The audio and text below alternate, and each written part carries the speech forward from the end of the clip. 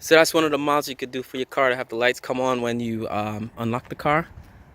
I'll show you guys. So you have the front lights and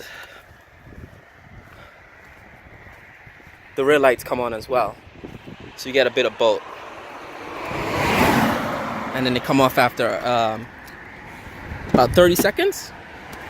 So anyway guys, this is gonna be a quick update on this car. I have a lot of stuff coming in.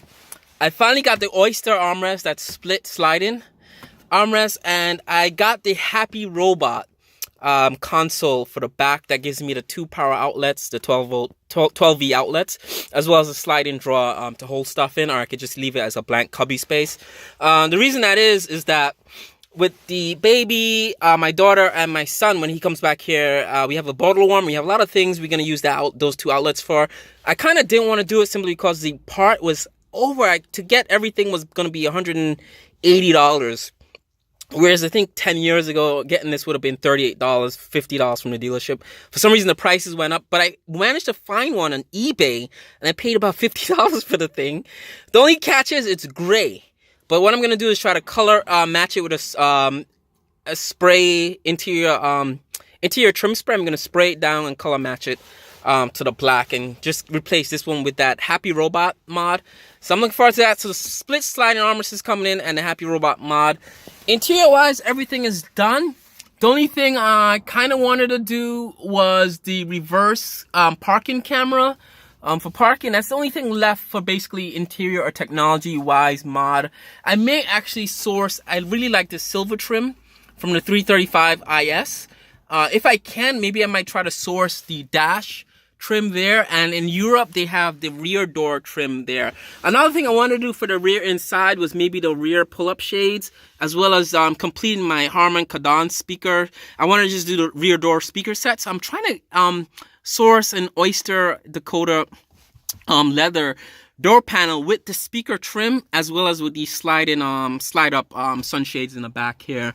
I kind of wanted to do that. I do have the pop in pop out armrest sunshades from ECS Tunings, but I kind of do want to just do the slide up one so I don't have to store the other ones in the trunk. I did get the new battery from the dealership. I did do the water pump, and which was good. The next thing I'm going to be doing is the belts and the oil filter housing gasket myself. I got all the good parts, all the good tools this time. I'm going to try to do it properly. So let's go to the trunk and see my new battery. Gonna just pause it. So a few things won't be needed anymore. Jumper cables for the battery, oil, because my oil kept leaking. I kept topping it off. And my portable battery charger.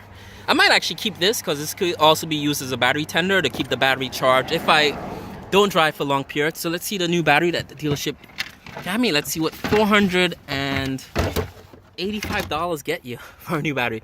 All right, this is way better than what I had before. What I'm actually gonna do is just, I think I have an image of what the battery that came out of this car, but as you see there, this is the official BMW part number, and not sure what if this is an AGM battery or not, but I heard rumor was that BMW stopped putting them in the cars.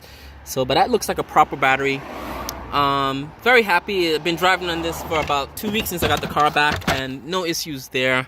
Everything looks legit. But $485 for the labor here. There is a coupon until end of February. You get a battery replacement for $310. I put the link down below. But dealership done it right. I don't have to worry about it. I would have wanted to do it myself and save myself a lot of money. But to replace this battery anyway, I found AutoZone, Sam's Club, all had similar batteries for about $150 to $200. So I figure if I'm spending $200 for a battery that may or may not code to the car, I'm just going to spend an extra $200 and go to the dealership and have it done there with the warranty on it.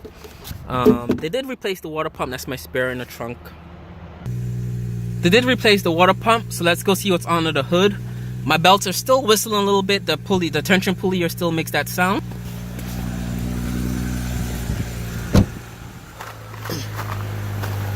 It's dirt from the snow. It snowed a lot here, so you see that. I'm parked actually in a mound of snow. So the sound isn't as bad as it was last week when it was really cold. Today is about 50 degrees. Oh, there it goes. You do hear it. So that's my tensioner that has to be replaced. I'm gonna do everything, the tensioner pulleys, the other two pulleys, as well as the belts. And you can see my oil filter housing gasket is leaking right there.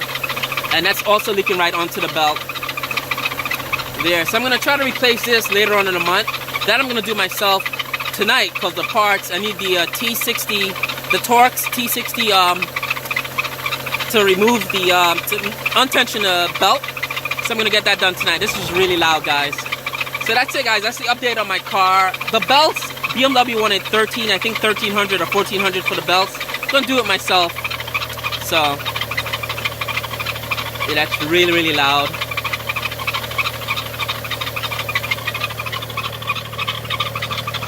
Alright guys, the state of my engine is really bad. As you see, this is what happens when you don't drive your car every day in the wintertime and it's parked outside.